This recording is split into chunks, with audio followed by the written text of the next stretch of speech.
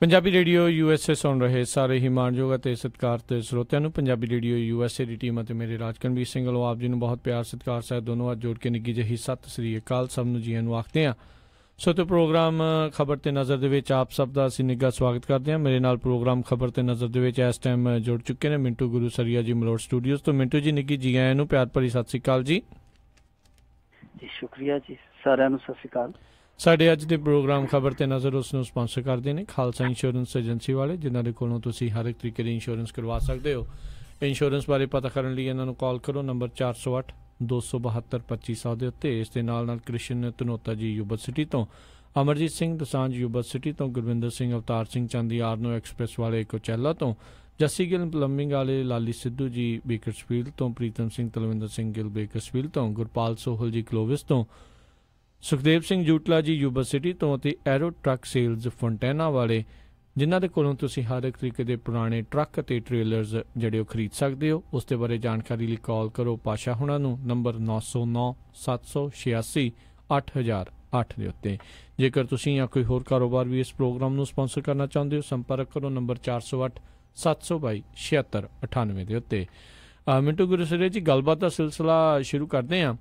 Media ਦੇ ਵਿੱਚ ਡਾਕਟਰਾਂ ਦੇ ਹਵਾਲੇ ਨਾਲ ਜਿਹੜੇ ਚਰਚੇ ਤੇਜ਼ ਨੇ ਵੀ ਜਿਹੜਾ ਗੁਰਮੀਤ ਜਿਹੜਾ ਆ ਉਸ ਨੂੰ ਸੈਕਸ ਦੀ ਬਿਮਾਰੀ ਆ, ਤੇ ਉਧਰ ਖੱਟੜ ਨੇ ਸਾਰੀ ਸੁੱਟ ਜਿਹੜੀ ਆ ਪੰਜਾਬ ਸਰਕਾਰ ਦੇ ਉੱਤੇ ਸੁੱਟੀ ਆ। ਦੇਖੋ, ਜਿਹੜੀ ਪਹਿਲੀ ਖਬਰ ਆ ਉਹਨੂੰ ਅਸੀਂ ਬਾਅਦ ਚ ਲੈਨੇ ਆ, ਉਹਦੇ ਚ ਕੀ ਆ, ਪਰ ਸਭ ਤੋਂ ਵੱਡੀ ਜਿਹੜੀ ਖਬਰ ਹੈ, ਅਹਿਮ ਖਬਰ ਹੈ, ਜਿਹੜੀ ਪਹਿਲੀ ਵਾਲੀ ਖਬਰ ਦੇ ਭਾਰ ਥੱਲੇ ਦਬ ਗਈ ਆ, ਉਹ ਇਹ ਆ ਕਿ ਖੱਟਰ ਸਰਕਾਰ ਨੇ ਇੱਕ ਬਹੁਤ ਵੱਡੀ ਆਪਣੀ ਨਾਕਾਮੀ ਹੈ ਜਿਹੜੀ ਉਹ ਕੈਪਟਨ ਸਰਕਾਰ ਦੇ ਹਿੱਸੇ ਪਾਈ। ਉਹ ਕਿਹੜੀ ਆ ਜੀ? ਦਰਅਸਲ ਖੱਟਰ ਨੇ ਇਹ ਗੱਲ ਆਖੀ, ਉਹਨੇ ਆਖਿਆ ਕਿ ਜਿਹੜੀ ਇਹਨਾਂ ਦੀ ਪਲੈਨਿੰਗ ਸੀ ਭੱਜਣ ਦੀ ਪੰਚਕੂਲੇ ਚੋਂ, ਉਹਦੇ ਚ ਸਾਡੇ ਬੰਦੇ ਨਹੀਂ ਸੀ ਸ਼ਾਮਲ ਜੀ। ਇਹ ਉਹ ਬੰਦੇ ਸ਼ਾਮਲ ਸਨ ਜਿਹੜੇ ਪੰਜਾਬ ਪੁਲਿਸ ਦੇ ਮੁਲਾਜ਼ਮ ਸੀ, ਤੇ ਜਿਹੜੀ ਪੰਜਾਬ ਦੀ ਸਰਕਾਰ ਦੀ ਦਿਆਨਤਦਾਰੀ ਕਰਕੇ ਇਹ ਸਾਰੀ ਫੌਜ ਹੈ ਜਿਹੜੀ ਉਹ ਡੇਰੇ ਚ ਇਹਨਾਂ ਨੇ ਖੜੀ ਹੋਈ ਸੀ ਪੰਜਾਬ ਪੁਲਿਸ ਦੀ, ਉਹ ਸਾਰੀ ਇਹਦੀ ਗੋਂਦ ਗੁੰਦੀ ਹੋਈ ਸੀਗੀ। ਇੱਕ ਬਹੁਤ ਵੱਡਾ ਇਲਜ਼ਾਮ ਹੈ। ਬਿਲਕੁਲ। ਹੁਣ ਇਸ ਤੋਂ ਇਲਾਵਾ ਜਿਹੜੀ ਗੱਲ ਪੰਚਕੂਲੇ ਬਾਰੇ ਉਹਨੇ ਕਹੀ ਆ ਖੱਟਰ ਨੇ, ਉਹ ਇਹ ਕਹੀ, ਉਹ ਕਹਿੰਦਾ ਕਿ ਸਾਡੇ ਇੱਥੋਂ ਦੇ ਜਿਹੜੇ ਲੋਕ ਸੀਗੇ ਉਹ ਤੇ ਬੜੇ ਘੱਟ ਸੀ, ਸਾਰੇ ਉਹ ਲੋਕ ਇਕੱਠੇ ਹੋਏ ਸਨ ਜਿਨ੍ਹਾਂ ਦਾ ਸੰਬੰਧ, ਜਿਨ੍ਹਾਂ ਦਾ ਤਾਲੁਕਾਤ ਜਿਹੜਾ ਸੀ ਉਹ ਪੰਜਾਬ ਦੇ ਨਾਲ ਸੀ। ਸੋ ਇਸ ਤਰ੍ਹਾਂ ਦੀਆਂ ਉਹਨੇ ਇੱਕ ਦੋ ਚੀਜ਼ਾਂ ਜਿਹੜੀਆਂ ਹੋਰ ਹੈ ਉਹ ਪੰਜਾਬ ਸਰਕਾਰ ਦੇ ਖਾਤੇ ਪਾ ਦਿੱਤੀਆਂ। ਹੁਣ ਪੰਜਾਬ ਸਰਕਾਰ ਇਸ ਮਾਮਲੇ 'ਚ ਬੈਕਫੁੱਟ ਤੇ ਆ। ਇਹਨਾਂ ਦਾ ਅੱਜ ਤੱਕ, ਇਹ ਸਵੇਰ ਤੋਂ ਚਰਚਾ ਚੱਲਦੀ ਪਈ ਇਸ ਬਿਆਨ ਦੀ, ਅੱਜ ਤੱਕ ਹੁਣ ਤੱਕ ਇੱਕ ਵੀ ਖੰਡਨ ਵਾਲਾ ਬਿਆਨ ਨਹੀਂ ਆਇਆ ਪੰਜਾਬ ਸਰਕਾਰ ਦੇ, ਨਾ ਕਿਸੇ ਅਧਿਕਾਰਤ ਬੁਲਾਰੇ ਦਾ ਆਇਆ, ਨਾ ਇਹਨਾਂ ਦੇ ਮੰਤਰੀ ਦਾ ਆਇਆ, ਨਾ ਸੰਤਰੀ ਦਾ ਆਇਆ ਜੀ। ਕੈਪਟਨ ਸਾਹਿਬ ਦਾ ਤੇ ਆਉਣਾ ਹੀ ਕੀ ਸੀਗਾ। ਸੋ ਦੇਖੋ, ਜਿਹੜਾ ਇਹਨੇ ਪੰਚ ਮਾਰਿਆ ਖੱਟਰ ਨੇ, ਇਹ ਮੇਰੇ ਖਿਆਲ ਦੇ ਨਾਲ ਕਿਤੇ ਨਾ ਕਿਤੇ ਪੰਜਾਬ ਸਰਕਾਰ ਦੇ ਚਿੱਬ ਜ਼ਰੂਰ ਪਾਏਗਾ। ਚਿੱਬ ਕਿਸ ਤਰ੍ਹਾਂ ਪਾਏਗਾ? ਦੇਖੋ, ਜਿਹੜੀ ਬੁਲਟ ਪ੍ਰੂਫ ਗੱਡੀ ਡੇਰਾ ਸਰਸਾ ਚੋਂ ਬਰਾਮਦ ਹੋਈ ਆ ਜੀ, ਅਸਲ ਦੇ ਵਿੱਚ ਉਹ ਜਿਹੜੀ ਬੁਲਟ ਪ੍ਰੂਫ ਗੱਡੀ ਆ ਉਹ ਇੱਥੋਂ ਦੇ ਇੱਕ ਬਹੁਤ ਵੱਡੇ ਆਗੂ ਨੂੰ ਦਿੱਤੀ ਗਈ ਸੀ, ਤੇ ਆਗੂ ਦੱਸਦੇ ਆ ਕਿ ਉਹ ਇਸ ਸਾਧ ਦਾ ਨੇੜਲਾ ਵੀ ਆ, ਕੁਛ ਰਿਸ਼ਤੇਦਾਰ ਵੀ ਕਹਿੰਦੇ ਆ ਜੀ। ਉਹ ਗੱਡੀ ਉਹਨੂੰ ਦਿੱਤੀ ਗਈ ਸੀ, ਉਹ ਗੱਡੀ ਉੱਥੇ ਕਿਵੇਂ ਪਹੁੰਚ ਗਈ, ਇਹ ਵੀ ਇੱਕ ਬਹੁਤ ਵੱਡਾ ਸਵਾਲ ਆ। ਦੂਸਰਾ, ਇਹ ਵੀ ਇੱਕ ਚਰਚਾ ਚੱਲਦਾ ਪਿਆ ਕਿ ਉਹ ਗੱਡੀ ਸਲਾਬਤਪੁਰੇ ਦੇ ਡੇਰਾ ਮੁਖੀ ਨੂੰ ਦਿੱਤੀ ਗਈ, ਜਿਹੜਾ ਇਹਨਾਂ ਦਾ ਇੱਥੋਂ ਦਾ ਮੁਖੀ ਹੈ ਜੀ, ਪਰ ਉਹ ਗੱਡੀ ਉਹਨੇ ਉੱਥੇ ਭੇਜ ਦਿੱਤੀ। ਦੋ ਕਿਸਮ ਦੇ ਚਰਚੇ, ਪਰ ਗੱਡੀ ਚ ਉੱਥੋਂ ਬਰਾਮਦ ਹੋਈ ਹੈ ਨਾ, ਗੱਡੀ ਪੰਜਾਬ ਪੁਲਿਸ ਦੀ ਸਕਾਰਪੀਓ, ਉਸ ਡੇਰੇ ਚ ਕੀ ਕਰਦੀ ਸੀ? ਦੂਜੀ ਚੀਜ਼ ਇੱਕ ਹੋਰ ਆ, ਉੱਥੋਂ ਦੋ ਪੰਜਾਬ ਪੁਲਿਸ ਦੇ ਬੰਦੇ ਫੜੇ ਗਏ AK-47 ਦੇ ਨਾਲ ਜੀ। ਇਹ ਅੱਜ ਤੱਕ ਨਹੀਂ ਕਿਸੇ ਨੇ ਦੱਸਿਆ ਕਿ ਉਹ ਉੱਥੇ ਕਿਹੜੀ ਭੂਆ ਨੂੰ ਮਿਲਣ ਗਏ ਸੀਗੇ, ਨਾਲ AK-47 ਵੀ ਲੈ ਕੇ ਗਏ।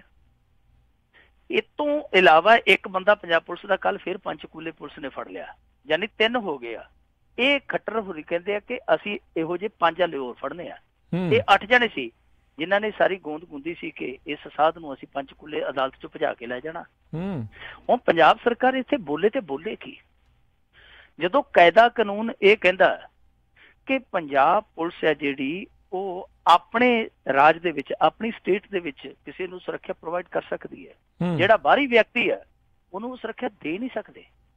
ਨਾ ਕੇਂਦਰ ਤੋਂ ਇਹਨਾਂ ਤੋਂ ਕੋਈ ਮਨਜ਼ੂਰੀ ਲਈ ਹੈ, ਨਾ ਇਹਨਾਂ ਦੇ ਕੋਲ ਕਿਸੇ ਹੋਰ ਦਾ ਕੋਈ ਆਰਡਰ ਆ। ਇਹਨਾਂ ਨੇ ਆਪਣੇ ਪੱਧਰ ਤੇ ਪੁਲਿਸ ਉੱਤੇ ਘੱਲੀ ਹੋਈ ਸੀ ਤੇ ਕਮਾਲ ਦੀ ਗੱਲ ਹੈ ਕਿ 8-7 ਸਾਲਾਂ ਤੋਂ ਘੱਲੀ ਹੋਈ ਸੀ, ਕਿਸੇ ਨੇ ਪੁੱਛੇ ਨਹੀਂ। ਇਹਦੇ ਤੇ ਹੁਣ ਜਵਾਬ ਹੈ ਜਿਹੜਾ ਕੈਪਟਨ ਸਰਕਾਰ ਨੂੰ ਦੇਣਾ ਔਖਾ ਹੁੰਦਾ, ਕਿਉਂਕਿ ਪਿਛਲੀ ਸਰਕਾਰ ਹੈ ਜਿਹੜੀ ਉਹ ਤੇ ਚਲੇਗੀ ਆ, ਜਵਾਬ ਤੇ ਇਹਨਾਂ ਦੇਣਾ। ਇਹਨਾਂ ਨੂੰ ਜਵਾਬ ਇਸ ਕਰਕੇ ਨਹੀਂ ਉੱਠਦਾ ਪਿਆ ਕਿਉਂਕਿ ਇਹਨਾਂ ਨੇ ਉਹ ਪੁਲਿਸ ਜਿਹੜੀ ਪਿਛਲੀ ਸਰਕਾਰ ਨੇ ਭੇਜੀ ਸੀ ਉਹ ਤੇ ਮੰਗਾਉਣੀ ਕੀ ਸੀ, ਉਲਟਾ ਬੁਲਟ ਪ੍ਰੂਫ ਗੱਡੀਆਂ ਜਿਹੜੀਆਂ ਇਹਨਾਂ ਨੇ ਆਪ ਭੇਜ ਦਿੱਤੀਆਂ, ਕਿਉਂਕਿ ਜਿਹੜੀ ਬੁਲਟ ਪ੍ਰੂਫ ਗੱਡੀ ਗਈ ਆ ਇਹ ਕਾਂਗਰਸ ਦੇ ਰਾਜ ਦੇ ਵਿੱਚ ਗਈ ਆ।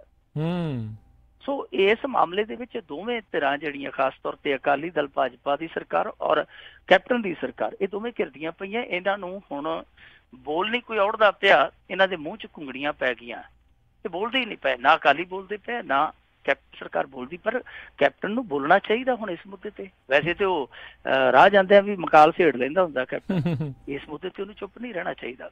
ਹੁਣ ਜਿਹੜੀ ਦੂਜੀ ਗੱਲ ਆ, ਇਸ ਖਬਰ ਨੇ ਅੱਜ ਬੜਾ ਭੜਥੂ ਪਾਇਆ ਹੋਇਆ ਜੀ।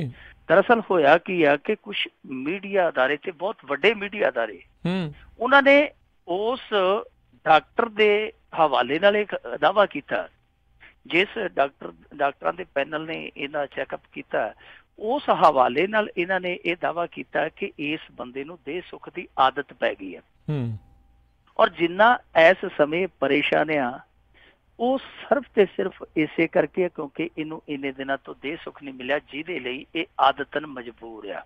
ਉਹ ਕਹਿੰਦੇ ਕਿ ਇਹਨੂੰ ਇੰਨੀ ਜ਼ਿਆਦਾ ਮਾਨਸਿਕ ਬੇਚੈਨੀ ਹੈ, ਜੇ ਇਸੇ ਹੀ ਮਾਨਸਿਕ ਬੇਚੈਨੀ ਚੋਂ ਗੁਜ਼ਰਦਾ ਗਿਆ ਇਹ ਪਾਗਲ ਵੀ ਹੋ ਸਕਦਾ ਜੀ। ਔਰ ਇਹ ਗੱਲ ਮੈਂ ਤੁਹਾਨੂੰ ਅੱਗੇ ਵੀ ਇੱਕ ਦਿਨ ਕਹੀ ਸੀਗੀ ਕਿ ਹਰਕਤਾਂ ਉੱਥੇ ਅਰਧ ਪਾਗਲਾਂ ਵਾਲੀਆਂ ਹੀ ਕਰਦਾ ਪਿਆ ਜੀ, ਕਿਉਂਕਿ ਉਸ ਦਿਨ ਆਪਾਂ ਕਿਰਾੜ ਸਾਹਿਬ ਨਾਲ ਗੱਲ ਕੀਤੀ ਸੀ, ਡਾਕਟਰ ਸਰਦੇਸ਼ ਕਿਰਾੜ ਦੇ ਨਾਲ, ਜਿਹੜੇ ਜੇਲ੍ਹ ਦੇ ਵਿੱਚੋਂ ਆਏ ਸੀਗੇ।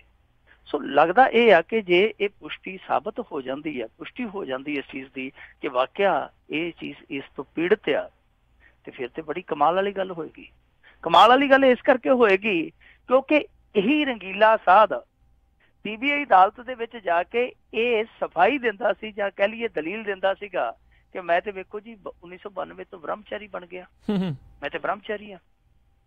ਹੁਣ ਇੱਕ ਐਸਾ ਬ੍ਰਹਮਚਾਰ ਆ, ਇੱਕ ਐਸਾ ਬ੍ਰਹਮਚਾਰ ਆ ਕਿ ਜਿਹੜਾ ਜੇਲ੍ਹ ਦੇ ਵਿੱਚ ਵੀ ਨਹੀਂ ਛੁੱਟਦਾ ਪਿਆ।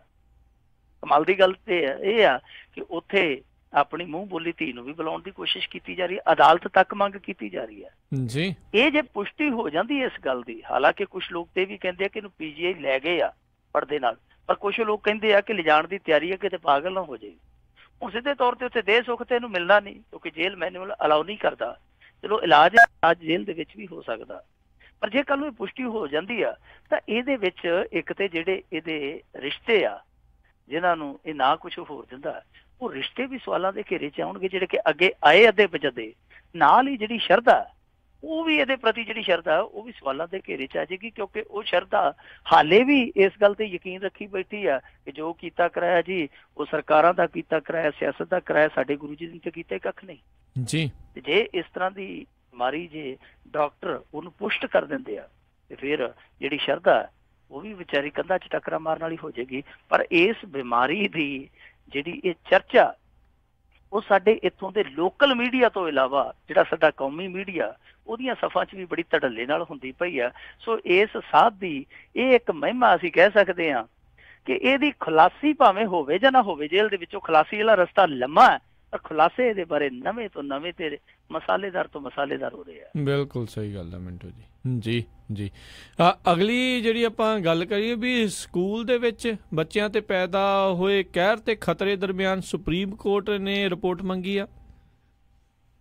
ਦੇਖੋ ਸਾਡੇ ਭਾਰਤ ਦੇ ਵਿੱਚ ਇੱਥੇ ਇੱਕ ਦੋ ਘਟਨਾਵਾਂ ਇਹੋ ਜਿਹੀਆਂ ਵਾਪਰ ਗਈਆਂ ਕਿ ਸਾਰੇ ਹੀ ਦਿਲ ਜਿਹੜੇ ਆ ਦਹਿਲ ਗਏ ਆ ਜੀ ਜੀ, ਕਿਉਂਕਿ ਕਿਸੇ ਦਾ ਪੁੱਤ ਪੜ੍ਹਦਾ ਸਕੂਲੇ, ਕਿਸੇ ਦਾ ਭਾਣਜਾ ਪੜ੍ਹਦਾ, ਕਿਸੇ ਦਾ ਭਤੀਜਾ ਪੜ੍ਹਦਾ, ਕੋਈ ਨਾ ਕੋਈ ਬੱਚਾ ਤੇ ਪੜ੍ਹਦਾ ਹੈ ਨਾ ਹਰੇਕ ਘਰ ਦੇ ਵਿੱਚੋਂ। ਬਿਲਕੁਲ ਆ ਜਿਹੜੀ ਇੱਕ ਗੁੜਗਾਉਂ ਦੇ ਵਿੱਚ ਘਟਨਾ ਵਾਪਰੀ, ਹਾਲਾਂਕਿ ਇਹਨੂੰ ਗੁਰੂਗ੍ਰਾਮ ਕਹਿਣ ਲੱਗ ਪਏ ਆ, ਪਰ ਸਾਡੇ ਵਰਗੇ ਜਿਹੜੇ ਥੋੜ ਪਏ ਆ ਉਹ ਹਾਲੇ ਵੀ ਗੁੜਗਾਵਾਂ ਆਖੀ ਜਾਂਦੇ ਆ ਤੇ ਅਸੀਂ ਗੁੜਗਾਂ ਹੀ ਕਹਿ ਦਿੰਦੇ ਆ।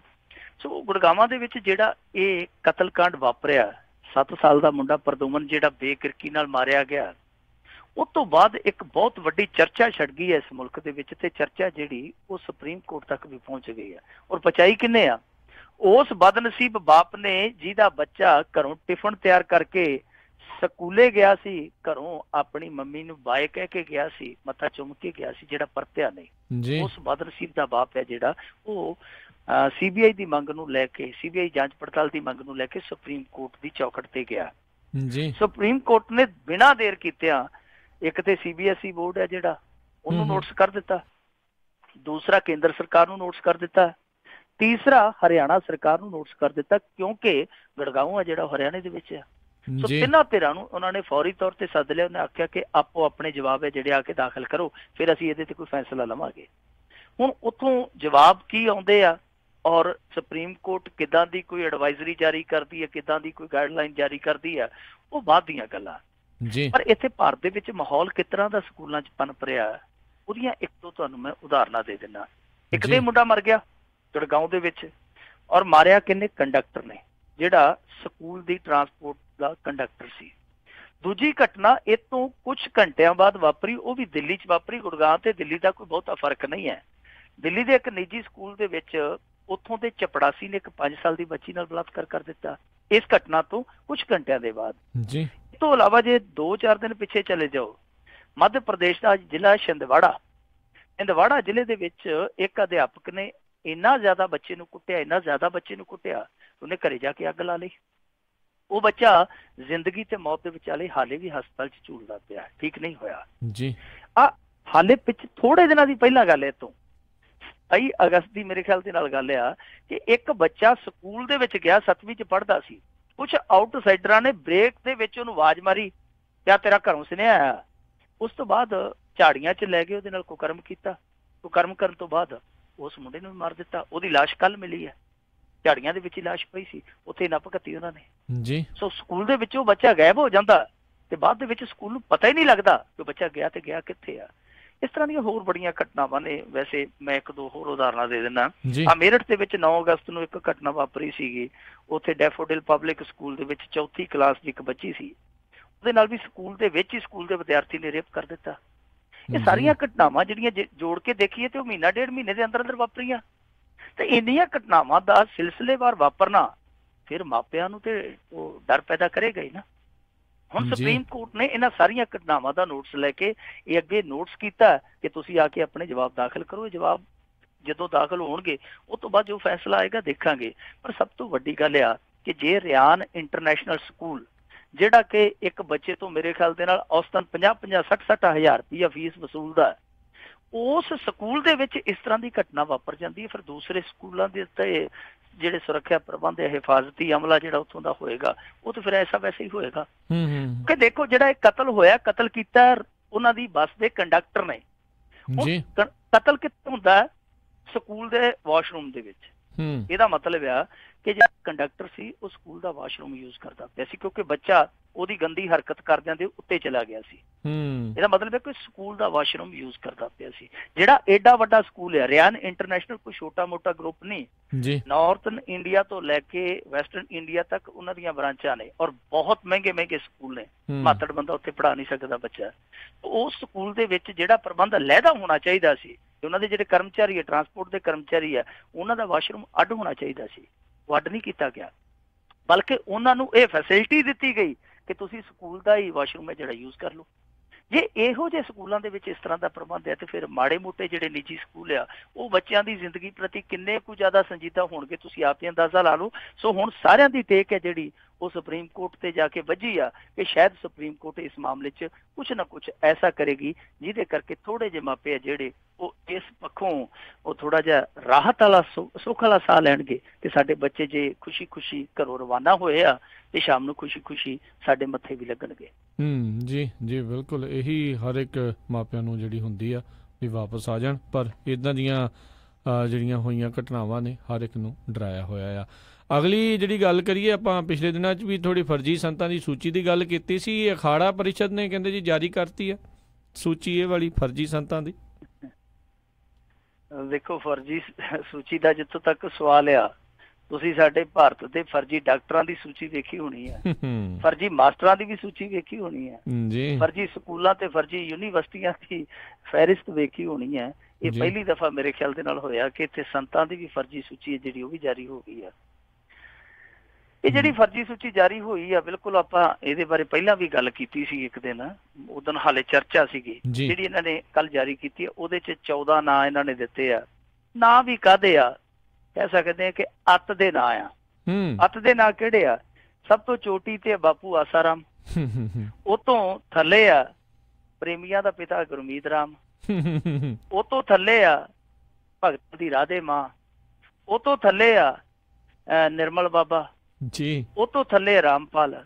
ਅਜੇ ਦੇਖੀਏ ਤੇ ਆ 3-4 ਤੇ ਇਹਨਾਂ ਦੇ ਵਿੱਚੋਂ ਸਾਡੇ ਇੱਥੇ ਨੇੜੇ ਤੇੜੇ ਤੇ ਹੀ ਆ। ਬਿਲਕੁਲ। ਆ ਜਿਹੜੀ ਰਾਧੇ ਮਾਂ ਬਣੀ ਫਿਰਦੀ ਆ, ਇਹ ਵੀ ਸਾਡੇ ਪੰਜਾਬ ਦੀ ਆ।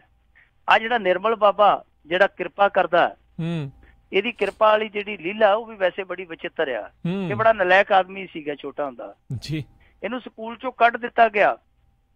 ਸਕੂਲ ਚੋਂ ਕੱਢਣ ਤੋਂ ਬਾਅਦ ਘਰਦਿਆਂ ਨੇ ਆਖਿਆ ਨਲਾਇਕ ਆਦਮੀ, ਹੋਰ ਤੇ ਕਿਤੇ ਸੈੱਟ ਨਹੀਂ ਹੋ ਸਕਦਾ, ਨੇਤਾਗਿਰੀ 'ਚ ਕੰਮ ਚੱਲੂ ਇਹਦਾ। ਇਹਦਾ ਜੀਜਾ ਨੇਤਾ ਸੀ ਝਾਰਖੰਡ ਦੇ ਵਿੱਚ, ਉਹਦੇ ਪੱਲੇ ਪਾਤਾ ਇਹਨੂੰ, ਉਸ ਸਾਈਡ ਤੇ ਲੈ ਜਾ ਕੇ ਇਹਨੂੰ ਸਿਖਾ ਨੇਤਾਗਿਰੀ। ਉੱਥੇ ਨੇਤਾਗਿਰੀ ਵੀ ਨਹੀਂ ਸਿੱਖਿਆ। ਉਹਨੇ ਕਿਹਾ ਤੂੰ ਤੇ ਏਡਾ ਨਲਾਇਕ ਆਦਮੀ ਆ, ਤੂੰ ਇਸ ਲਾਈਨ 'ਚ ਵੀ ਫਿੱਟ ਨਹੀਂ ਬਹਿੰਦਾ। ਤੇ ਇਹਨੇ ਇੱਕ ਚੱਪਲਾਂ ਦਾ ਸਟੋਰ ਖੋਲ ਲਿਆ। ਉਹ ਚੱਪਲਾਂ ਦਾ ਸਟੋਰ ਵੀ ਕੰਮ ਚੱਪਲੀ ਹੋ ਗਿਆ। ਉਸ ਤੋਂ ਬਾਅਦ ਇੱਟਾਂ ਦਾ ਭੱਠਾ ਲਾ ਲਿਆ ਸੋ, ਤੇ ਇੱਟਾਂ ਦੇ ਭੱਠੇ ਦਾ ਵੀ ਭੱਠਾ ਬਹਿ ਗਿਆ। ਹਾਰ ਕੇ ਜਦੋਂ ਸਾਰੇ ਪਾਸੇ ਫੇਲ ਹੋ ਗਿਆ, ਤੇ ਆ ਫਿਰ ਕਿਰਪਾ ਆਉਣੀ ਸ਼ੁਰੂ ਹੋ ਗਈ। ਜਿਵੇਂ ਹੰਸਰਾਜ ਨੂੰ ਪਾਉਣ ਆਉਣੀ ਸ਼ੁਰੂ ਹੋ ਗਈ, ਇਹਨੂੰ ਕਿਰਪਾ ਆਉਣੀ ਸ਼ੁਰੂ ਹੋ ਗਈ। ਤੇ ਹੁਣ ਦਰਬਾਰ ਲਾ ਲੈਂਦਾ। ਉਹਦੀ ਟਿਕਟ 2500 ਤੋਂ ਲੈ ਕੇ 20,000 ਤੱਕ ਹੁੰਦੀ ਆ। ਉਹ ਫਿਰ ਟਿਕਟਾਂ ਲੈ ਕੇ ਆਉਂਦੇ ਆ ਸੇਵਕ, ਤੇ ਉਹ ਆ ਕੇ ਸਮੱਸਿਆ ਦੱਸਦੇ ਆ। ਉਹ ਕਹਿੰਦਾ ਜੀ ਮੈਨੂੰ ਡਾਇਬਟੀਜ਼ ਆ, ਮੈਂ ਕੀ ਕਰਾਂ, ਬਹੁਤ ਦੁਖੀ ਹੈ ਬਾਬਾ ਜੀ। ਤੇ ਕਹਿੰਦਾ समोसे आ रहे हैं, समोसे आ रहे हैं बच्चा आगे, ऐसा करो 4 समोसे चटनी के साथ आप खा लो, 4 है जो वो गऊओं को खिला दो, कृपा आनी शुरू हो जाएगी। किथे शुगर, किथे समोसे, किथे कृपा, पर काम चलाई जाता। इसे तरह ही एक ਜਿਹੜਾ ਗੁਰਮੀਤ ਰਾਮ, ਇਹ ਵੀ ਸਾਡੇ ਇੱਥੋਂ ਪੰਜਾਬ ਦਾ ਗਵਾਂਢੀ ਆ, ਗੁਰੂਸਰ ਮੋਡੀਆ। ਰਾਮਪਾਲ ਆ, ਇਹ ਵੀ ਹੈ ਜਿਹੜਾ ਇਹ ਬਹੁਤਾ ਕੰਮ ਕਰ ਇਧਰ ਪੰਜਾਬ ਦੇ ਵਿੱਚ ਸ਼ੁਰੂ ਕਰਕੇ ਗਿਆ, ਮੁੜ ਕੇ ਇਹਨੇ ਹਰਿਆਣੇ 'ਚ ਪੱਕੇ ਡੇਰੇ ਲਾ ਲਏ ਸਨ। ਕਹਿਣ ਦਾ ਭਾਵ ਆ ਕਿ ਆ 4-5 ਤੇ ਇੱਥੋਂ ਨੇੜੇ ਤੇੜੇ ਦੇ ਆ। ਬਾਕੀ ਇਹਨਾਂ ਦੇ ਵਿੱਚ ਇੱਕ ਹੈਗਾ ਆਸਾਰਾਮ ਦਾ ਲੜਕਾ ਹੀ ਨਰੈਣ ਸਾਈ। ਇਹ ਤੋਂ ਇਲਾਵਾ ਇੱਕ ਇੱਛਾਧਾਰੀ ਭੀਮ ਨੰਦ ਹੈ, ਪਤਾ ਨਹੀਂ ਇੱਛਾਧਾਰੀ ਹੁਣ ਸਾਪਿਆ ਕਿ ਵੈਸੇ ਇੱਛਾਧਾਰੀ ਆਦਮੀ ਹੈ। ਇੱਕ ਸ਼ਿਵ ਮੂਰਤੀ ਦਵੇਦੀ, ਸਵਾਮੀ ਸੀਮਾਨੰਦ, ਓਮ ਨਮੋ ਸ਼ਿਵਾਏ, ਆਚਾਰੀਆ ਕੁਸ਼ੁਮਨੀ, ਮਲਖਾਨਗਿਰੀ, ਬ੍ਰਹਸਪਤੀਗਿਰੀ, ਯਾਨੀ ਇਹਨਾਂ ਨੇ 14 ਚਮਕਦੇ ਸਿਤਾਰੇ ਆ ਜਿਹੜੇ ਉਹ ਪੂਰੇ ਕਰ ਦਿੱਤੇ ਆ। ਹੁਣ ਜਿਹੜੀ ਇਹ ਫਰਜ਼ੀ ਸੰਤਾਂ ਦੀ ਸੂਚੀ ਜਾਰੀ ਹੋਈ ਆ, ਇੱਥੇ ਵੀ ਇੱਕ ਸਵਾਲ ਖੜਾ ਹੁੰਦਾ। ਸਵਾਲ ਕੀ ਆ ਕਿ ਦੇਖੋ, ਇਹ ਤੇ ਉਹ ਲੋਕ ਆ ਜਿਨ੍ਹਾਂ ਦੇ ਬਾਰੇ ਦੇਸ਼ ਦਾ ਬੱਚਾ ਜਾਣਦਾ ਹੈ ਕਿ ਚੋਟੀ ਦੇ ਠੱਗ ਆ, ਚੋਟੀ ਦੇ ਕ੍ਰਿਮੀਨਲ ਆ, ਚੋਟੀ ਦੇ ਚੋਰ ਆ, ਚੋਟੀ ਦੇ ਲਫੰਡਰ ਆ ਜੀ। ਇਹ ਜੇ ਸੂਚੀ ਤੁਸੀਂ ਜਾਰੀ ਕਰਨੀ ਸੀ ਤੇ ਅੱਜ ਤੋਂ ਕੋਈ 5-7 ਸਾਲ ਪਹਿਲਾਂ ਜਾਰੀ ਕਰਦੇ। ਅੱਜ ਇਹਨਾਂ ਨੇ ਡੇਰੇ ਦੇ ਨਾਮ ਜ਼ਮੀਨ ਕਰ ਦਿੱਤੀ, ਘੱਟੋ ਘੱਟ ਉਹ ਵਿਚਾਰੇ ਤੇ ਬਚ ਜਾਂਦੇ। ਉਹਨਾਂ ਦੇ ਬਲੱਡ ਘਟੇ ਪਏ ਉਦੋਂ ਤੇ, ਉਹਨਾਂ ਨੂੰ ਬਚਾ ਲੈਂਦੇ। ਜੇ ਤੁਹਾਨੂੰ ਪਤਾ ਸੀ ਕਿ ਸੰਤਗਿਰੀ ਦੀ ਆੜ ਦੇ ਹੇਠ ਇਹ ਅਸੰਤਗਿਰੀ ਕਰਦੇ ਪਏ ਆ, ਤੁਸੀਂ ਪਹਿਲਾਂ ਜਾਰੀ ਕਰ ਦਿੰਦੇ। ਦੂਜੀ ਗੱਲ ਆ ਕਿ ਜਿਹੜੀ ਅਖਾੜਾ ਪ੍ਰੀਸ਼ਦ, ਹਾਲਾਂਕਿ ਹਿੰਦੂ ਧਰਮ 'ਚ ਅਖਾੜਿਆਂ ਦੀ ਬੜੀ ਮਹੱਤਤਾ ਹੈ। ਸ਼ੁਰੂ ਦੇ ਵਿੱਚ 7 ਸਨ, ਹੁਣ 13 ਦੇ ਕਰੀਬ ਆ। ਇਹਨਾਂ ਅਖਾੜਿਆਂ ਵਾਲਿਆਂ ਨੇ ਬਹੁਤ ਚੰਗੇ ਕੰਮ ਵੀ ਕੀਤੇ, ਇਹਨਾਂ 'ਚ ਚੰਗੇ ਬੰਦੇ ਵੀ ਆ। ਪਰ ਅਖਾੜਾ ਪ੍ਰੀਸ਼ਦ ਦੇ ਵਿੱਚ ਹੀ ਕੁਝ ਐਸੇ ਬੰਦੇ ਸੀ ਜਿਨ੍ਹਾਂ ਨੇ, ਜਿਹਨੂੰ ਹੁਣ ਇਹ ਫਰਜ਼ੀ ਅਸੰਤਨੀ ਕਹਿੰਦੇ ਆ ਜੀ ਜੀ, ਉਸੇ ਸੰਤਨੀ ਰਾਧੇ ਮਾਂ ਨੂੰ ਇਹਨਾਂ ਨੇ ਮਾਂ ਮੰਡਲੇਸ਼ਵਰ ਦੀ ਪਦਵੀ ਦੇਤੀ ਸੀ। ਤੇ ਵੀ ਲੱਗਦਾ ਸੀ ਕਿ ਮਹਿਜ਼ 6500 ਰੁਪਇਆ ਲਿਆ ਉਹਦੇ ਤੋਂ, 6500 ਰੁਪਈਏ 'ਚ ਇਹਨੂੰ ਮਾਂ ਮੰਡਲੇਸ਼ਵਰ ਬਣਾ ਦਿੱਤਾ ਗਿਆ। ਉਹਨਾਂ ਬੰਦਿਆਂ ਦੇ ਖਿਲਾਫ ਅਖਾੜਾ ਪ੍ਰੀਸ਼ਦ ਨੇ ਅੱਜ ਤੱਕ ਕਿਉਂ ਨਹੀਂ ਐਕਸ਼ਨ ਲਿਆ ਜੀ?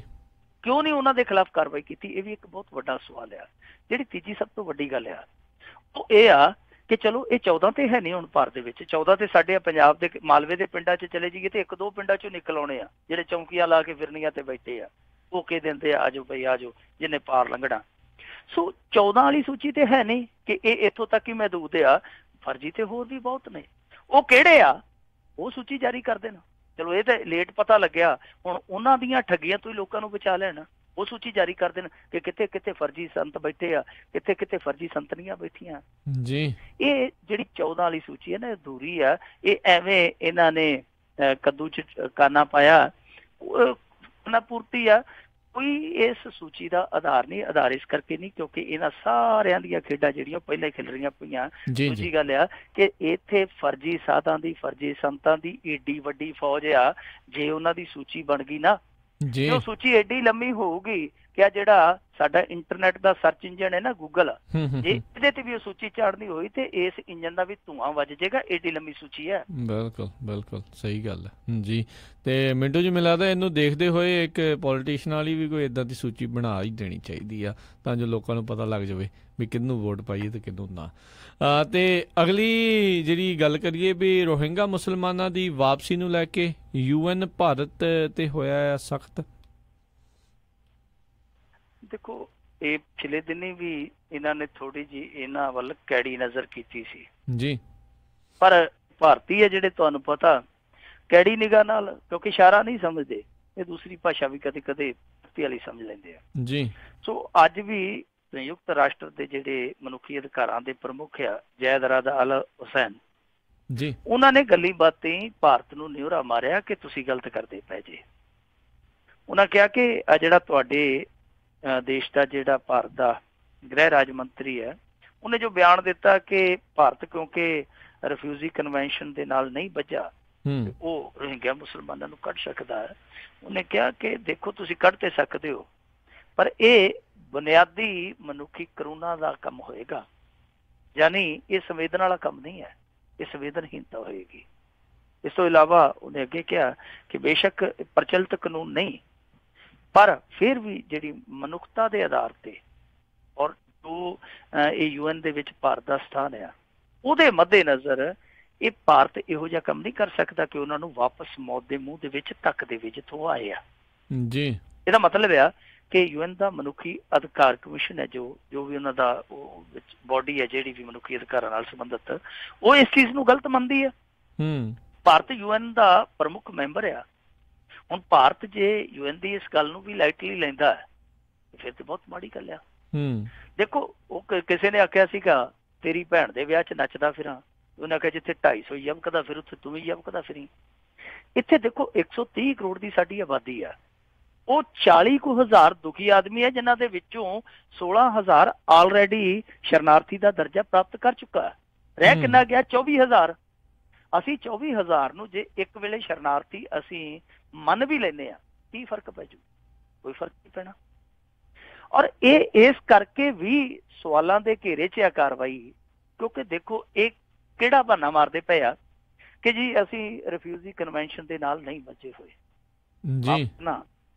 ਜਦੋਂ ਅਫਗਾਨਿਸਤਾਨ 'ਚ ਦੁਖੀ ਹੋਏ ਹਿੰਦੂ ਇੱਥੇ ਆ ਜਾਂਦੇ ਆ ਤੇ ਦਿੱਲੀ ਦੇ ਬਾਹਰਲੇ ਇਲਾਕੇ 'ਚ ਅਸੀਂ ਉਹਨਾਂ ਨੂੰ ਸਾਰਾ ਪ੍ਰਬੰਧ ਕਰਕੇ ਦਿੰਦੇ ਆ, ਉਦੋਂ ਵੀ ਤੇ ਅਸੀਂ ਇਸ ਤਰ੍ਹਾਂ ਦੀ ਕਿਸੇ ਕਨਵੈਨਸ਼ਨ ਦੇ ਨਾਲ ਨਹੀਂ ਨਾ ਬੱਝੇ ਹੋਏ ਕਿ ਅਸੀਂ ਉਸ ਅਫਗਾਨਿਸਤਾਨ ਦੇ ਰਿਫਿਊਜੀਆਂ ਨੂੰ ਇੱਥੇ ਆ ਕੇ ਅਸੀਂ ਸਹਾਰਾ ਦਈਏ। ਜਿਹੜਾ ਅਫਗਾਨਿਸਤਾਨ ਸਾਡੇ ਤੇ ਹੈਰੋਇਨ ਘੱਲਦਾ, ਅਸੀਂ ਉਹਦੇ ਤੇ ਦੋਸ਼ ਲਾਉਨੇ ਆ ਨਾ ਇੱਕ ਪਾਸੇ, ਦੂਸਰੇ ਪਾਸੇ ਅਸੀਂ ਉਹਨਾਂ ਦੇ ਨਾਗਰਿਕਾਂ ਨੂੰ ਇੱਥੇ ਅੱਖਾਂ ਵਿਛਾ ਕੇ ਪਲਕਾਂ ਵਿਛਾ ਕੇ ਉਹਨਾਂ ਦਾ ਸਵਾਗਤ ਕਰਕੇ ਉਹਨਾਂ ਨੂੰ ਸ਼ਰਨਾਰਥੀ ਮੰਨ ਕੇ ਹਰ ਇੱਕ ਪ੍ਰਕਾਰ ਦੀ ਸਹਾਇਤਾ ਦਿੰਦੇ ਆ ਜੀ। ਜਦੋਂ ਕੋਈ ਦੁਖੀ ਸਿੱਖ ਆਉਂਦਾ ਹੈ ਅਫਗਾਨਿਸਤਾਨ ਚੋਂ, ਅਸੀਂ ਉਹਦੀ ਵੀ ਬਾਂਹ ਫੜਦੇ ਹਾਂ। ਜੇ ਤੁਸੀਂ ਇਹ ਕਹਿੰਦੇ ਹੋ ਕਿ UN ਦੀ ਕਨਵੈਨਸ਼ਨ ਸਾਨੂੰ ਮਜਬੂਰ ਨਹੀਂ ਕਰਦੀ ਕਿਉਂਕਿ ਅਸੀਂ ਰਿਫਿਊਜੀ ਕਨਵੈਨਸ਼ਨ ਦੇ ਨਾਲ ਬੱਝੇ ਨਹੀਂ, ਤੇ ਫਿਰ ਆ ਜਿਹੜੇ ਤਿੱਬਤੀ ਆ, ਅਸੀਂ ਤਿੱਬਤੀਆਂ ਨੂੰ ਕਿਉਂ ਗੱਲ ਆਇਆ ਹੋਇਆ? ਇਹਨਾਂ ਤੇ ਵੀ ਸਵਾਲ ਖੜਾ ਹੋ। ਆ ਦਲਾਈ ਲਾਮਾ ਨਹੀਂ, ਸਭ ਤੋਂ ਪਹਿਲਾਂ ਤਾਂ ਫਿਰ ਦਲਾਈ ਲਾਮਾ ਨੂੰ ਵਾਪਸ ਭੇਜਣਾ ਚਾਹੀਦਾ। ਜੇ ਅਸੀਂ ਇਸ ਕਨਵੈਨਸ਼ਨ ਦੇ ਨਾਲ ਨਹੀਂ ਬੱਝੇ, ਅਸੀਂ ਤਰਕ ਹੀ ਇਹ ਰੱਖਿਆ ਕਿ ਅਸੀਂ ਰਿਫਿਊਜੀ ਕਨਵੈਨਸ਼ਨ ਦੇ ਨਾਲ ਨਹੀਂ ਬੱਝੇ, ਅਸੀਂ ਸ਼ਰਨਾਰਥੀਆਂ ਨੂੰ ਵਾਪਸ ਭੇਜਾਂਗੇ, ਤੇ ਫਿਰ ਤੇ ਸਾਰਿਆਂ ਨੂੰ ਭੇਜਣਾ ਚਾਹੀਦਾ। ਸੋ ਇਹ ਹੱਠ ਜਿਹੜਾ ਆ ਇਹ ਛੱਡਣਾ ਚਾਹੀਦਾ। ਇਹ ਮੁਸਲਮਾਨ ਦੀ ਅੱਖ ਨਾਲ ਨਹੀਂ ਵੇਖਣਾ ਚਾਹੀਦਾ ਕਿ ਉਹ ਮੁਸਲਮਾਨ ਨੇ, ਉਹਨਾਂ ਨੂੰ ਇਸ ਸਮੇਂ ਮਨੁੱਖਤਾ ਦੀ ਅੱਖ ਨਾਲ ਵੇਖਣ ਦੀ ਜ਼ਰੂਰਤ ਆ। ਸੋ ਜੇ ਮਨੁੱਖਤਾ ਦੀ ਅੱਖ ਖੁੱਲ ਗਈ ਸਰਕਾਰ ਦੀ, ਤੇ ਫਿਰ ਤੇ ਮੇਰੇ ਖਿਆਲ ਦੇ ਨਾਲ ਸ਼ਾਇਦ ਕੋਈ ਇਹਨਾਂ ਦੇ ਮਨ ਦੇ ਵਿੱਚ ਕੋਈ ਹਾਇਤਮਾ ਪੈ ਜਾਵੇ, ਨਹੀਂ ਤੇ ਫਿਰ ਇਹਨਾਂ ਨੇ ਉਹਨਾਂ ਨੂੰ ਉਸ ਭੱਠੀ ਦੇ ਵਿੱਚ ਝੋਕ ਦੇਣਾ ਜਿਸ ਭੱਠੀ ਚੋਂ ਪੁੱਜਦੇ ਆਏ ਆ। ਹੁਣ ਮੇਰੇ ਖਿਆਲ ਦੇ ਨਾਲ ਉੱਥੇ ਵੀ ਨਹੀਂ ਜਾਣਗੇ, ਬੰਗਲਾਦੇਸ਼ ਦਾ ਰੁਖ ਕਰਨਗੇ। ਪਰ ਬੰਗਲਾਦੇਸ਼ ਵੀ ਕਿੰਨੇ ਕੁ ਸ਼ਰਨਾਰਥੀਆਂ ਨੂੰ ਝੱਲੇਗਾ? ਇਸ ਸਮੇਂ ਦੱਸਦੇ ਕਿ ਉੱਥੇ 3,70,000 ਦੇ ਕਰੀਬ ਰੋਹਿੰਗਿਆ ਮੁਸਲਮਾਨ ਇਕੱਠਾ ਹੋ ਚੁੱਕਾ। ਇਹ ਹੋਰ ਕਿੰਨੇ ਕੁ ਚਲੇ ਜਾਣਗੇ? ਇਹ ਸਭ ਤੋਂ ਵੱਡਾ ਸਵਾਲ ਹੈ। ਮੇਰੇ ਖਿਆਲ ਦੇ ਨਾਲ UN ਨੂੰ ਥੋੜਾ ਜਿਹਾ ਸਖਤਾਈ ਦੇ ਨਾਲ, ਥੋੜਾ ਜਿਹਾ ਨਰਮਾਈ ਦੇ ਨਾਲ, ਥੋੜੀ ਜਿਹੀ ਗੱਲਬਾਤ ਦੇ ਨਾਲ ਭਾਰਤ ਨੂੰ ਮਨਾਉਣਾ ਚਾਹੀਦਾ ਕਿ ਜਿੰਨੇ ਵੀ ਰੋਹਿੰਗਿਆ ਮੁਸਲਮਾਨ ਆ ਗਏ, ਚਲੋ ਦੂਜੇ ਨਾ ਆਉਣ ਦੇਣ, ਜਿਹੜੇ ਆ ਗਏ ਆ ਘੱਟੋ ਘੱਟ ਉਹਨਾਂ ਨੂੰ ਕੋਈ ਨਾ ਕੋਈ ਥੋੜੀ ਬਹੁਤ ਜਗ੍ਹਾ ਦੇ ਕੇ ਸ਼ਰਨਾਰਥੀ ਦੇ ਰੂਪ ਚ ਪ੍ਰਵਾਨ ਕਰ ਲੈਣਾ ਚਾਹੀਦਾ। ਚਲੋ ਕੱਲ ਨੂੰ ਉੱਥੇ ਟਿਕਟਕਾ ਹੁੰਦਾ ਤੇ ਫਿਰ ਉਦੋਂ ਵਾਪਸ ਭੇਜ ਦਿੱਤਾ ਜਾ ਸਕਦਾ ਨਾ। ਜੀ ਜੀ ਜੀ। ਅਗਲੀ ਮਿੰਟੂ ਗੁਰਸੇਵਕ ਜੀ ਗੱਲ ਕਰੀਏ ਵੀ ਨਵਜੋਤ ਸਿੱਧੂ ਨੇ ਅੰਮ੍ਰਿਤਸਰ ਇੰਪਰੂਵਮੈਂਟ ਟਰਸਟ ਦੇ ਵਿੱਚ ਇੱਕ ਹੋਰ ਘੁਟਾਲਾ ਉਜਾਗਰ ਕੀਤਾ, 3 ਈਓ ਝਟਕਾਏ ਆ। ਇਹ ਇਦਾਂ ਕਿਤੇ ਨਹੀਂ ਪ੍ਰਤੀਤ ਹੋ ਰਿਹਾ ਵੀ ਆਉਣ ਵਾਲੇ 5 ਸਾਲਾਂ ਬਾਅਦ ਦੇ ਲਈ ਆਪਣੀ ਵਧੀਆ ਗਰਾਊਂਡ ਸੀਐਮ ਦੇ ਕੈਂਡੀਡੇਟ ਦੀ ਤਿਆਰੀ ਹੋ ਰਹੀ ਹੈ? ਅਸਲੀ ਬੰਦਾ ਹੀ ਉਹ ਹੁੰਦਾ ਜਿਹੜਾ ਮੌਕੇ ਤੇ ਚੌਕੇ ਲਾ ਜਾਂਦਾ ਜੀ। ਸਚਿਨ ਤੰਦੂਲਕਰ ਏਡਾ ਵੱਡਾ ਕ੍ਰਿਕਟ ਸਟਾਰ ਕਿਉਂ ਬਣ ਗਿਆ ਸੀ? ਕਿਉਂਕਿ ਇਹਨੇ ਵਕਾਰ ਯੂਨਸ ਦੀ ਇੱਕ ਗੇਂਦ ਆਪਣੇ ਨੱਕ ਤੇ ਖਾ ਕੇ ਲਹੂ ਲੁਹਾਨ ਹੋ ਕੇ ਇੱਕ 40-50 ਰਨ ਦੀ ਪਾਰੀ ਖੇਡੀ ਸੀ ਜੀ। ਉਦੋਂ ਵੀ ਨਵਜੋਤ ਸਿੱਧੂ ਪਿੱਚ ਤੇ ਸੀ ਤੇ ਨਵਜੋਤ ਸਿੱਧੂ ਆਪ ਕੰਬੀ ਜਾਂਦਾ ਸੀ। ਵਕਾਰ ਯੂਨਸ ਬਹੁਤ ਤੇਜ਼ ਬੋਲਰ ਸੀ ਉਹਨਾਂ ਸਮੇਂ 'ਚ, ਤੂਫਾਨੀ ਜਿਹਨੂੰ ਕਹਿ ਦਿੰਦੇ ਆ। ਇਹ ਕਹਿੰਦਾ ਕਿ ਏਦਾਂ ਕਰ ਨਿੱਕੂ, ਨਿਕਲ ਜਾ ਪਤਲੀ ਗਲੀ 'ਚ, ਹੁਣ ਤਾਂ ਮੌਕਾ ਬਣਿਆ। ਉਹਨੇ ਉੱਠ ਕੇ ਆਖਿਆ, ਉਹਨੇ ਕਿਹਾ ਹਮ ਤੋਂ ਖੇਲੇਗਾ। ਉਦੋਂ 16 ਸਾਲ ਦਾ ਸੀਗਾ ਜੀ। ਜੇ ਉਹ ਸਿੱਧੂ ਦੇ ਆਖੇ ਲੱਗ ਕੇ ਚਲੇ ਜਾਂਦਾ ਤੇ ਸ਼ਾਇਦ ਅੱਜ ਸਚਿਨ ਤੰਦੂਲਕਰ ਇਸ ਦੁਨੀਆ ਦੇ ਸਾਹਮਣੇ ਨਾ ਹੁੰਦਾ, ਕਿਉਂਕਿ ਬਾਕੀ ਉਹਦੇ ਫਲॉप ਸ਼ੋ ਰਹੇ ਸੀ। ਆਖਰੀ ਮੌਕਾ ਸੀ, ਆਖਰੀ ਮੌਕੇ ਤੇ ਉਹਨੇ ਚੌਕਾ ਜੜ ਕੇ ਜਗ੍ਹਾ ਪੱਕੀ ਕਰ ਲਈ। ਸੋ ਨਵਜੋਤ ਸਿੱਧੂ ਵੀ ਇਸ ਸਮੇਂ ਮੌਕੇ ਤੇ ਚੌਕੇ ਜੜਦਾ ਪਿਆ, ਚੰਗਾ ਕੰਮ ਆ। ਔਰ ਲੱਗਦਾ ਵੀ ਇਹੋ ਹੀ ਪਿਆ ਕਿ ਇਸ ਸਮੇਂ 1 ਮੈਨ ਸ਼ੋ ਆ। ਜਿਹੜੀ ਦੂਜੀ ਸਰਕਾਰ ਆ ਉਹ ਤੇ ਕੋਈ ਮੋਤੀਆਂ ਵਾਲੀ ਸਰਕਾਰ ਪਹਾੜਾਂ ਤੇ ਚੜੀ ਫਿਰਦੀ, ਕੋਈ ਜਹਾਜ਼ਾਂ ਤੇ ਚੜੀ ਫਿਰਦੀ ਹੈ ਤੇ ਕੋਈ ਸੱਤਾ ਦੇ ਹੈਲੀਕਾਪਟਰ ਤੇ ਸਵਾਰ ਆ, ਉਹ ਥੱਲੇ ਵਹਿੰਦੇ ਹੀ ਨਹੀਂ ਕਿ ਕੋਈ ਲੁਕਾਈ ਵੀ ਵਸਦੀ ਹੈ ਇੱਥੇ। 1 ਮੈਨ ਸ਼ੋ ਇਸ ਕਰਕੇ ਕਹਿਣਾ ਕਿ ਨਵਜੋਤ ਸਿੱਧੂ ਐਕਸ਼ਨ 'ਚ ਵੀ ਨਜ਼ਰ ਆਉਂਦਾ ਹੈ, ਨਵਜੋਤ ਸਿੱਧੂ ਸਿਆਸੀ ਅਖਾੜਿਆਂ 'ਚ ਵੀ ਨਜ਼ਰ ਆਉਂਦਾ ਹੈ, ਨਵਜੋਤ ਸਿੱਧੂ ਪਬਲਿਕ ਦੇ ਵਿੱਚ ਵੀ ਨਜ਼ਰ ਆਉਂਦਾ ਹੈ। ਕਿਉਂਕਿ ਕਪਿਲ ਸ਼ਰਮਾ ਦਾ ਸ਼ੋਅ ਬੰਦ ਹੋ ਗਿਆ, ਉਹ ਤਾੜੀ ਵਾਲਾ ਜਿਹੜਾ ਉਹਦਾ ਕੰਮ ਸੀ ਹਫ਼ਤੇ ਦੀ 1-2 ਦਿਨ ਦੀ, ਉਹ ਜਿਹੜੀ ਟੈਨਸ਼ਨ ਸੀ ਉਹ ਵੀ ਲੈ ਗਈ ਆ, ਉਧਰੋਂ ਵੀ ਫਰ ਗਿਆ। ਹੁਣ ਉਹ ਕੰਮ ਦੱਬੀ ਆਉਂਦਾ। ਇਹ ਜਿਹੜਾ ਘੁਟਾਲਾ ਅਸਲ ਦੇ ਵਿੱਚ ਘੁਟਾਲਾ ਕੀ ਸੀਗਾ? ਇਹ ਘੁਟਾਲਾ ਇਹ ਸੀਗਾ ਕਿ ਅੰਮ੍ਰਿਤਸਰ ਇੰਪਰੂਵਮੈਂਟ ਟਰਸਟ ਦੇ ਡਿਪਟੀ ਕੰਟਰੋਲਰ ਦਮਨ ਪੱਲਾ ਨੇ 2011 'ਚ ਟਰਸਟ ਦਾ ਇੱਕ ਖਾਤਾ ਖੁਲਵਾਇਆ ਸੀ। ਉਸ ਖਾਤੇ ਨੂੰ ਰਿਕਾਰਡ 'ਚ ਨਹੀਂ ਚਾੜਿਆ ਗਿਆ ਔਰ ਉਸ ਖਾਤੇ ਦੇ ਨਾਲ ਇਹਨਾਂ 5-7 ਦੇ ਇੱਕ ਨੈਕਸਸ ਨੇ ਆਪਣੇ ਰਿਸ਼ਤੇਦਾਰਾਂ ਦੇ 50-60 ਅਕਾਊਂਟ ਜਿਹੜੇ ਹੋਰ ਖੋਲ ਦਿੱਤੇ। ਫਿਰ ਚੈੱਕ ਲਾ ਕੇ ਜਿਹੜਾ ਟਰਸਟ ਦਾ ਉਹ ਆਫ ਦੀ ਰਿਕਾਰਡ ਖਾਤਾ ਸੀ ਉਹਦੇ ਚੋਂ ਪੈਸਾ ਨਿਕਾਸੀ ਕਰਵਾਇਆ। ਪੈਸਾ ਨਿਕਾਸੀ ਕਰਾ ਕੇ ਮੁੜ ਕੇ ਉਹ ਜਿਹੜਾ ਪੈਸਾ ਸੀ ਉਹ ਜਿਹੜੇ ਰਿਸ਼ਤੇਦਾਰਾਂ ਦੇ ਅਕਾਊਂਟ ਖੁਲਵਾਏ ਸੀਗੇ ਉਹਨਾਂ ਦੇ ਵਿੱਚ ਇਹਨਾਂ ਨੇ ਟ੍ਰਾਂਸਫਰ ਕਰ ਦਿੱਤਾ ਜੀ। ਇਹ ਹੁਣ ਘਪਲਾ ਸਾਹਮਣੇ ਆ ਗਿਆ। ਮੁੱਢਲੇ ਤੌਰ ਤੇ 80 ਕਰੋੜ ਰੁਪਏ ਦਾ ਘਪਲਾ ਜਿਹੜਾ ਉਹ ਲਗਭਗ ਸਾਫ਼ ਹੋ ਚੁੱਕਾ ਕਿ ਇੰਨਾ ਕੁ ਇਹ ਘਪਲਾ ਹੋਇਆ। ਪਰ ਸੂਤਰੇ ਦੱਸਦੇ ਆ ਕਿ ਜੇ ਜਾਂਚ ਪੜਤਾਲ ਅੱਗੇ ਇਸੇ ਤਰੀਕੇ ਨਾਲ ਚੱਲੀ ਗਈ ਤੇ ਸੈਂਚਰੀ ਵੱਜ ਜਾਣੀ ਆ, ਯਾਨੀ 100 ਕਰੋੜ ਤੋਂ ਉੱਤੇ ਜਾਏਗਾ ਖਤੋਲਾ। ਹੁਣ ਇਹਦੇ ਵਿੱਚ ਨਵਜੋਤ ਸਿੱਧੂ ਨੇ ਕੀ ਕੀਤਾ? ਐਤਕੀ ਇਹਨੇ ਕਮਲ ਵੀ ਨਹੀਂ ਮਾਰਿਆ। ਪਿਛਲੀ ਵਾਰੀ ਤੁਹਾਨੂੰ ਯਾਦ ਹੋਣਾ ਇਹਨੇ ਉਹ ਸੀਨੀਅਰ ਸੁਪਰਡੈਂਟ ਕਤਲ ਕਰ ਦਿੱਤੇ ਸਨ, ਭਾਜੋ ਘਰ ਨੂੰ ਭਾਜੋ, ਤਾਲੀ ਭਜਾਤੇ। ਮੈਂ ਹੋਇਆ ਕੀ ਸੀ, ਉਹ ਪ੍ਰੋਸੈਸ ਪੂਰਾ ਨਹੀਂ ਸੀ ਕੀਤਾ ਤੇ ਉਹ ਹਾਈ ਕੋਰਟ ਤੋਂ ਜਾ ਕੇ ਸਟੇ ਲੈ ਆਏ ਸਨ। ਐਤਕੀ ਇਹਨੇ ਖੇਡ ਜਿਹੜੀ ਆ ਬੜੀ ਸ਼ਾਨਦਾਰ ਢੰਗ ਨਾਲ ਖੇਡੀ ਆ। ਪੁਲਿਸ ਤੋਂ ਪਹਿਲਾਂ ਮੁਕੱਦਮਾ ਦਰਜ ਕਰਵਾਇਆ 420 ਦਾ। ਜਦੋਂ ਮੁਕੱਦਮਾ ਦਰਜ ਹੋ ਗਿਆ ਮੁੜ ਕੇ ਉਹਨਾਂ ਨੂੰ ਕਿਹਾ ਬੱਚੂ ਘਰ ਨੂੰ ਜਾਓ, ਤੁਹਾਡੀ ਹੁਣ ਕੋਈ ਲੋੜ ਨਹੀਂ। ਪ੍ਰੋਸੈਸ ਪੂਰਾ ਕਰ ਲਿਆ। ਅੱਗੇ ਇਨਵੈਸਟੀਗੇਸ਼ਨ ਹੈ ਜਿਹੜੀ ਖੋਲ ਦਿੱਤੀ। ਹੁਣ ਉਹਨਾਂ ਲਈ ਬਹੁਤ ਕਸੂਤੀ ਥਾਂ ਬਣ ਗਈ ਹੈ। ਜਿਹੜੇ 4-5 ਮੁਅੱਤਲ ਕੀਤੇ ਉਹਨਾਂ ਦੇ ਵਿੱਚ ਇੱਕ ਕਲਰਕ ਵੀ ਆ ਤੇ ਕਮਾਲ ਦੀ ਗੱਲ ਆ ਕਿ ਉਸ ਕਲਰਕ ਦੀ ਜਾਇਦਾਦ ਜਿਹੜੀ ਉਹ 200 ਕਰੋੜ ਰੁਪਏ ਦੀ ਦੱਸੀ ਜਾਂਦੀ ਹੈ। ਹੁਣ ਤੁਸੀਂ ਇਹ ਵੀ ਭਾਰਤ ਦੀ ਇੱਕ ਵਿਲੱਖਣਤਾ ਵੇਖੋ ਕਿ ਜਿਹੜਾ ਬੰਦਾ ਇੱਥੇ 25-30 ਹਜ਼ਾਰ ਰੁਪਇਆ ਤਨਖਾਹ ਲੈਂਦਾ, ਇੱਕ ਆਮ ਬੰਦਾ ਜੇ 25-30 ਹਜ਼ਾਰ ਇਮਾਨਦਾਰ ਬੰਦਾ ਤਨਖਾਹ ਲੈਂਦਾ ਤੇ ਉਹਦੇ ਘਰ ਦੀ ਰੋਟੀ ਵੀ ਪੂਰੀ ਨਹੀਂ ਹੁੰਦੀ। ਇੱਕ 25-30 ਹਜ਼ਾਰ ਜਿਹੜਾ ਬੰਦਾ ਕਲਰਕ ਤਨਖਾਹ ਲੈਂਦਾ ਉਹ 200 ਕਰੋੜ ਰੁਪਏ ਦਾ ਸਾਮਰਾਜ ਖੜਾ ਕਰ ਜਾਂਦਾ। ਉਹਦੇ ਕੋਲ ਪਤਾ ਨਹੀਂ ਕਿਹੜੀ ਗਿੱਦੜ ਸਿੰਘੀ ਆ ਜੀ। ਉਹ ਵੀ ਕਲਰਕ ਵੀ ਫਸ ਗਿਆ। ਬਹੁਤ ਵੱਡੀ ਉਹਦੀ ਵੀ ਦੌਲਤ ਦੀ ਦੁਨੀਆ ਕਹੀ ਜਾਂਦੀ ਹੈ ਕਿ ਉਹਦੇ ਕੋਲ ਬਹੁਤ ਅਥਾਹ ਧਨ ਜਿਹੜਾ ਉਹ ਭ੍ਰਿਸ਼ਟਾਖੋਰੀ ਦਾ ਜਮਾ ਹੋਇਆ। ਇਹ ਨਵਜੋਤ ਸਿੱਧੂ ਦੀ ਕਲਾਕਾਰੀ ਆ ਕਿ ਇਹਨੇ ਇੱਕ ਹੋਰ ਗੜਬੜ ਹੈ ਜਿਹੜੀ ਉਹ ਕੱਢ ਕੇ ਬਾਹਰ ਮਾਰੀ ਆ। ਪਰ ਵੇਖਣ ਵਾਲੀ ਗੱਲ ਆ ਕਿ ਅੰਮ੍ਰਿਤਸਰ ਇੰਪਰੂਵਮੈਂਟ ਟਰਸਟ ਘੁਟਾਲਾ ਜਿਹੜਾ ਇਹ ਸੁਣਿਆ ਜਿਹਾ ਲੱਗਦਾ। ਏਦਾਂ ਲੱਗਦਾ ਨਾ ਕਿ ਜਿੱਦਾਂ ਸੁਣਿਆ ਇਸ ਕਰਕੇ ਲੱਗਦਾ ਕਿ ਏਦਾਂ ਦਾ ਇੱਕ ਘਪਲਾ ਇੱਥੇ ਪਹਿਲਾਂ ਵੀ ਹੋ ਚੁੱਕਿਆ ਜਿਹਦੇ ਚ ਕੈਪਟਨ ਅਮਰਿੰਦਰ ਸਿੰਘ ਦਾ ਨਾਮ ਬੋਲਦਾ। ਅੰਮ੍ਰਿਤਸਰ ਇੰਪਰੂਵਮੈਂਟ ਟਰਸਟ ਘੁਟਾਲਾ ਹੁਣ ਉਹ ਪਾਰਟ 1 ਆ।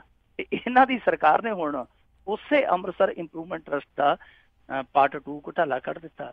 ਅਸੀਂ ਫਿਲਮਾਂ ਦੇ ਵਿੱਚ ਤੇ ਵੇਖਿਆ ਕਿ ਜਦੋਂ ਕੋਈ ਫਿਲਮ ਸਕਸੀਡ ਕਰ ਜਾਂਦੀ ਹੈ ਜੀ ਉਹਦਾ ਦੂਸਰਾ ਪਾਰਟ ਬਣਾ ਦਿੱਤਾ ਜਾਂਦਾ ਹੈ। ਜਿਵੇਂ ਰੁਪਿੰਦਰ ਗਾਂਧੀ ਆਈ ਆ ਜੀ, ਹੁਣ ਆ ਗਈ ਰੁਪਿੰਦਰ ਗਾਂਧੀ ਦਾ ਗੈਂਗਸਟਰ, ਰੁਪਿੰਦਰ ਗਾਂਧੀ ਦਾ ਰੋਬਿਨ ਹੁੱਡ। ਇਸ ਤਰ੍ਹਾਂ ਦੋ ਪਾਰਟ ਆ ਜਾਂਦੇ ਆ। ਕਮਾਲ ਦੀ ਗੱਲ ਇੱਥੇ ਇਹ ਆ ਕਿ ਸਾਡੇ ਮੁਲਕ ਦੇ ਵਿੱਚ ਇੱਕ ਘਪਲਾ ਪਰਦਾਫਾਸ਼ ਹੋਣ ਤੋਂ ਬਾਅਦ ਘਪਲਿਆਂ ਦਾ ਸਿਲਸਿਲਾ ਰੁਕਦਾ ਨਹੀਂ। ਹੁਣ ਤੇ ਇੱਥੇ ਫਿਰਤ ਦੇਖੋ ਕਿ ਜਿਹੜਾ ਘਪਲਾ ਇੱਕ ਹੋਇਆ ਉਹਦਾ ਪਾਰਟ 2 ਵੀ ਆਉਣ ਲੱਗ ਪਿਆ। ਬਿਲਕੁਲ ਬਿਲਕੁਲ ਇਦਾਂ ਦੇ ਹਾਲਾਤ ਬਣੇ ਹੋਏ ਨੇ ਜੀ। ਤੇ ਮਿੰਟੂ ਜੀ ਜਾਂਦੇ ਜਾਂਦੇ ਜੇ ਆਪਾਂ ਗੱਲ ਕਰ ਲਈਏ ਵੀ ਬਾਦਲਾਂ ਦੇ ਇਲਾਕੇ ਦੇ ਵਿੱਚ ਕੋਈ ਅਧਿਕਾਰੀ ਪੜਤਾਲ ਕਰਨ ਨੂੰ ਨਹੀਂ ਤਿਆਰ ਹੋ ਰਿਹਾ, ਇਹ ਸਿੱਧੂ ਹੁਣਾਂ ਨੂੰ ਘਲਾ ਦੋ ਉੱਥੇ, ਨਹੀਂ ਤਾਂ ਦੇਖੋ ਨਵਜੋਤ ਸਿੱਧੂ ਕੋਲ ਜੇ ਪੰਚਾਇਤ ਮੰਤਰਾਲਾ ਹੁੰਦਾ ਤੇ ਸਿਆਪਾ ਇੱਥੇ ਪਾ ਲੈਣਾ ਸੀ ਇਹਨੇ, ਕਿਉਂਕਿ ਇਹਦੇ ਕੋਲ ਜਿਹੜਾ ਵਿਭਾਗ ਹੈ ਸਥਾਨਕ ਸਰਕਾਰਾਂ ਨਾਲ ਜੁੜਿਆ, ਜਿਹੜਾ ਕਿ ਆਮ ਤੌਰ ਤੇ ਸ਼ਹਿਰੀ ਢਾਂਚੇ ਨਾਲ ਵਾਬਸਤਾ ਹੁੰਦਾ ਹੈ ਜੀ। ਇਹ ਜਿਹੜਾ ਰੌਲਾ ਹੈ ਨਾ, ਇਹ ਰੌਲਾ ਕੀ ਆ? ਦਰਅਸਲ ਜਿਹੜਾ ਸਾਡਾ ਇੱਥੋਂ ਦਾ ਪੰਚਾਇਤੀ ਮੰਤਰੀ ਹੈ ਮੌਜੂਦਾ ਤਰਜਿੰਦਰ ਸਿੰਘ ਬਾਜਵਾ ਜੀ, ਉਹ ਜਦੋਂ ਆਇਆ ਸੀਗਾ ਉਹਨੇ ਫੋਲਾਫਾਲੀ ਕੀਤੀ ਫਾਈਲਾਂ ਦੀ, ਤੇ ਉਹਦੇ ਚੋਂ ਉਹ ਪਿੰਡ ਚੁੱਕੇ ਜਿਨ੍ਹਾਂ 'ਚ ਪਿਛਲੇ 10 ਸਾਲਾਂ ਦੇ ਅੰਦਰ 1 ਕਰੋੜ ਤੋਂ ਵੱਧ ਗ੍ਰਾਂਟ ਗਈ ਸੀ। ਹੁਣ ਜਦੋਂ ਗ੍ਰਾਂਟ ਦਾ ਮਸਲਾ ਆਵੇ ਫਿਰ ਸਾਡਾ ਜਿਹੜਾ ਸ਼ਾਹੀ ਹਲਕਾ ਲੰਬੀ ਉਹ ਪਿੱਛੇ ਨਹੀਂ ਰਹਿ ਸਕਦਾ, ਉਹਦੀ ਝੰਡੀ ਹੋਊਗੀ ਜੀ। ਉਹ ਜਿੰਨੇ ਪਿੰਡ ਇਹਨਾਂ ਨੇ ਲਿਸਟਡ ਕੀਤੇ, ਮੇਰੇ ਖਿਆਲ ਦੇ ਨਾਲ 200 ਦੇ ਕਰੀਬ ਪਿੰਡ ਬਣੇ ਸਨ, ਤੇ 200 ਦੇ ਵਿੱਚੋਂ 60-70 ਤੇ ਇਕੱਲੇ ਲੰਬੀ ਦੇ ਸਨ, ਕਿਉਂਕਿ ਹੈ ਹੀ ਪਿੰਡ ਇੰਨੇ ਕੁ ਲੰਬੀ ਦੇ, ਉਹ ਸਾਰੇ ਦੇ ਸਾਰੇ ਇਸ ਲਿਸਟ 'ਚ ਆ ਗਏ ਸਨ 70 ਕੇ ਦੇ ਕਰੀਬ।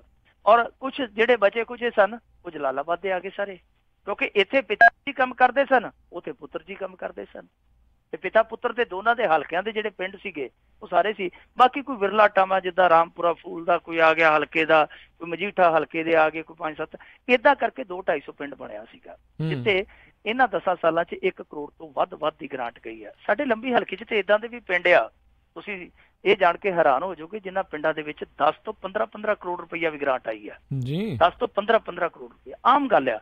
ਛੋਟੇ ਮੋਟੇ ਸ਼ਹਿਰ ਨੂੰ ਇੰਨੀ ਗ੍ਰਾਂਟ ਨਹੀਂ ਮਿਲਦੀ ਜਿੰਨੀ ਇੱਥੇ ਪਿੰਡਾਂ ਨੂੰ ਦਿੱਤੀ ਗਈ ਆ। ਹੁਣ ਇਹ ਕਹਿੰਦੇ ਆ ਕਿ ਅਸੀਂ ਜਾਂਚ ਪੜਤਾਲ ਕਰਨੀ ਆ।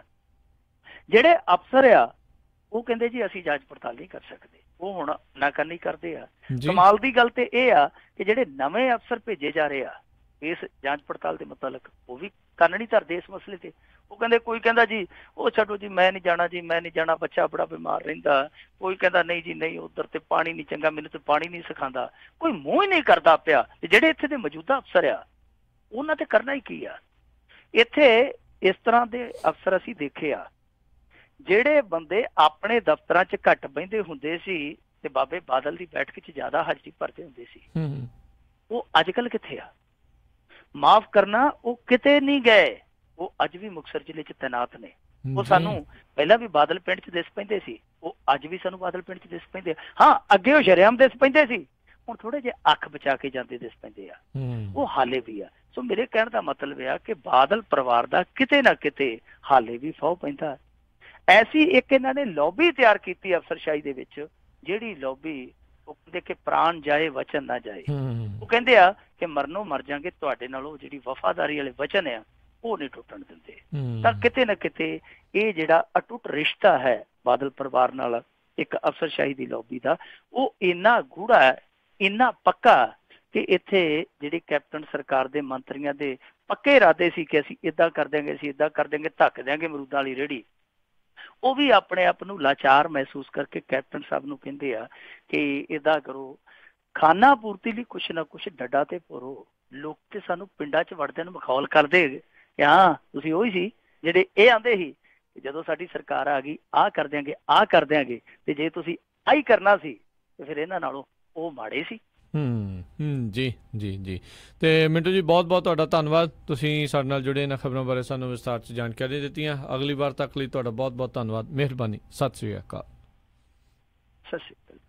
ਤੇ ਸਰੋਤਿਓ, ਇੱਥੇ ਸਾਡਾ ਅੱਜ ਦਾ ਇਹ ਪ੍ਰੋਗਰਾਮ ਸਮਾਪਤ ਹੈ। ਮਿਲਾਂਗੇ ਤੁਹਾਨੂੰ ਸਾਰਿਆਂ ਨੂੰ ਅਗਲੀ ਵਾਰ। ਉਦੋਂ ਤੱਕ ਲਈ ਬਹੁਤ ਪਿਆਰ ਸਤਿਕਾਰ ਹੈ ਦੋਨੋਂ ਅੱਜ ਜੁੜ ਕੇ ਨਿੱਘੀ ਜਿਹੀ ਸਤਿ ਸ੍ਰੀ ਅਕਾਲ। ਜਿੰਦੇ ਵਾਸਤੇ ਰਹੋ, ਹੱਸਦੇ ਖੇਲਦੇ ਰਹੋ, ਸੁਣਦੇ ਰਹੋ ਪੰਜਾਬੀ ਰੇਡੀਓ USA।